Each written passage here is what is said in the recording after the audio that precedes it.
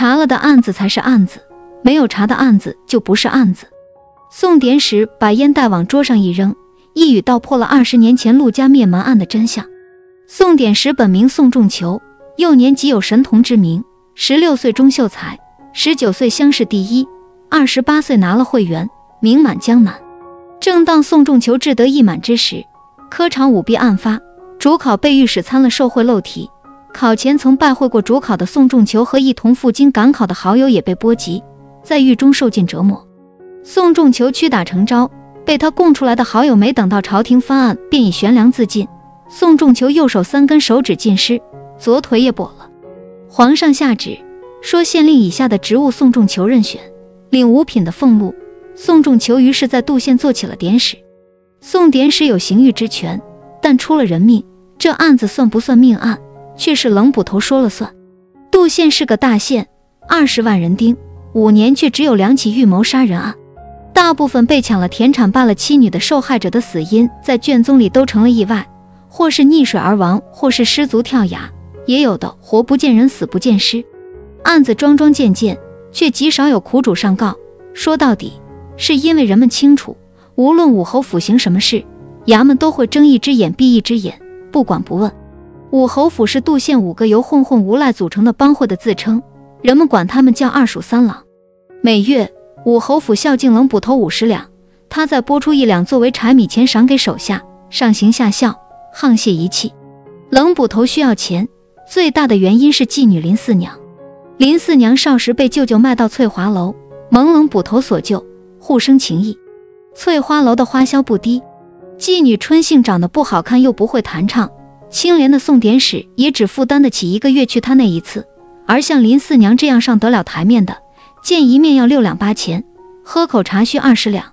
冷捕头要是不贪，省吃俭用2年才能换一次和林四娘独处的机会。于是冷捕头充当了武侯府的保护伞。衙门里有个叫张老三的，得了好处要抢一寡妇的宅子，他先是以寻衅滋事的罪名抓了寡妇的儿子，逼他签下借据，之后一纸诉状告到衙门，说寡妇还不起钱，只能以房子相抵。屈三更知道了，私下放人，张老三不同意，2人殴打到一处。事后冷捕头给了张老三医药费，对曲三更说，公道是一条绕远的道。不久冷捕头被人用教杠穿透，裹上稻草立于田间，他临终前的这句遗言揭开了连环杀人案凶手的真面目。冷捕头死时头颈有明显的勒痕，教杠上引用典籍，刻有一行字无道一以贯之，而第2个受害者王夫子则是被人用铜戒尺反复击打后脑而死。20年前杜县来了个耍猴的，学堂里的学生逃学去看，被王夫子打了个正着，学生轰然四散，围观的路人败了心也走了。耍猴的拦着王夫子不让走，说自己不能白忙活一场。王夫子见还有几个泼皮坐在一边嗑瓜子，上前鞠了一躬，让他们多少给点。泼皮将铜板掷向王夫子，当街取笑。王夫子平时看起来温文尔雅，谁知血一上头就像疯了一样，打了泼皮一顿。王夫子愤恨难消，抓到学生乔狗偷笔，直追着打。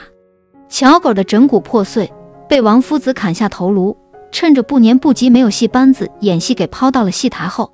20年后，冷捕头和王夫子的接连死亡让陆直敏锐地意识到这一切都与陆家灭门案有关。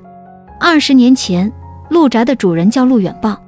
陆远豹没有生育能力，心理扭曲，便喜欢在其他事情上出风头。白天他和擅长小纂的赵举人比书法，专挑翠华楼这样的地方写榜书，靠力气胜人。晚上他以虐待妓女为乐，林四娘之前的好几个姑娘都生死未卜。陆宅里除了陆远豹，还有管家陆忠、护院张贵、仆役陈旺、厨子尤二、书童陆直等人。陆直是陆远豹捡回家的小叫花，聪明伶俐，讨人喜欢。林四娘被陆远豹包了身，不能再接别的客，便通过乌龟小宝子传信与冷捕头私会。陆直知道后，藏在假山后偷窥，不慎碰翻灯笼，被冷捕头抓住。冷捕头对外谎称陆直是小毛贼，要将其灭口。陆直急中生智，提醒冷捕头自己职业的灯笼掉在了花园的太湖石边，地点就在冷捕头爱的林四娘房外。冷捕头要处置自己容易，但事后想圆满解释却太难。从冷捕头手下全身而退的陆直小年纪便已学会操控人心，也正因此，他带着其他8个人犯下了陆家灭门案。陆直进宅子，头3年跟的是陆中。曹家有50顷地在陆家的水源上游，陆远豹想要，但曹老太爷一直不想卖。曹老太爷死后，3个儿子分家，老大老三不想卖，老二分了中间一块最小最薄的地。陆中给陆远豹出主意，让他高价买了那块地，不种，只铺上含有害虫甩得籽的新稻草。1年后，其他2块地闹起了包叶虫，颗粒无收，只能低价卖给陆远豹。陆远豹和陆中之间打的是加了暗语的手语，陆中见陆直颇得陆远豹赏识，便把这套手语传授给了陆直。陆直在仆人们一口一声的干少爷里迷了心窍，又听爱攀比的陆远豹说等他学业有成就给他提级考功名，于是跪在陆远豹面前要叫他干爹。被震怒的陆远豹罚跪，让他磕着头一个一个的问家丁谁愿意做他的爹。陆直受了辱，起了吃绝户的心思。陆远豹生病，医生程义志开了2套药方，一套给了陈旺，另一套是陆远豹的。2套方子一起煎服，陆远豹不出半年便吐血而死。数月前，陆直的砚台丢在了学堂，他回去拿的时候，正巧看见王夫子跪在乔狗坟前。后来他从小宝子那儿听说了乔狗的遭遇，便知道了事情的真相。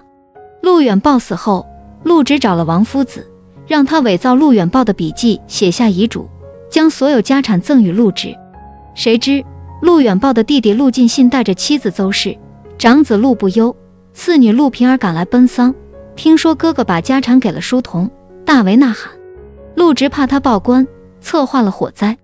陆直的帮凶分为3类，一类是被陆直胁迫的，如王夫子、冷捕头、林四娘和程义志，陆直手里有程义志借问诊偷走的物品清单。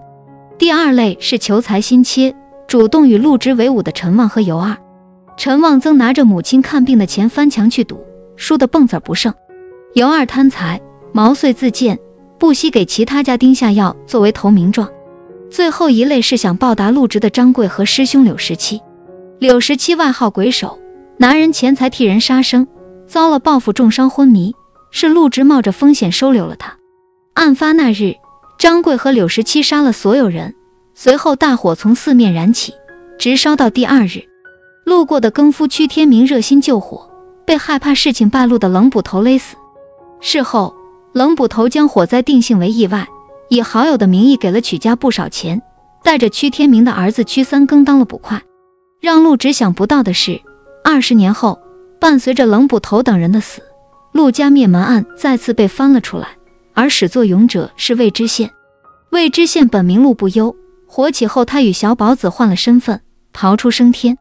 20年后，魏知县回到杜县，却没有选择公开审理此案，原因有3。第一，陆家灭门案是被冷捕头定性了的意外失火案，他一个对杜县情况不了解的知县刚上任就翻旧案，只会打草惊蛇。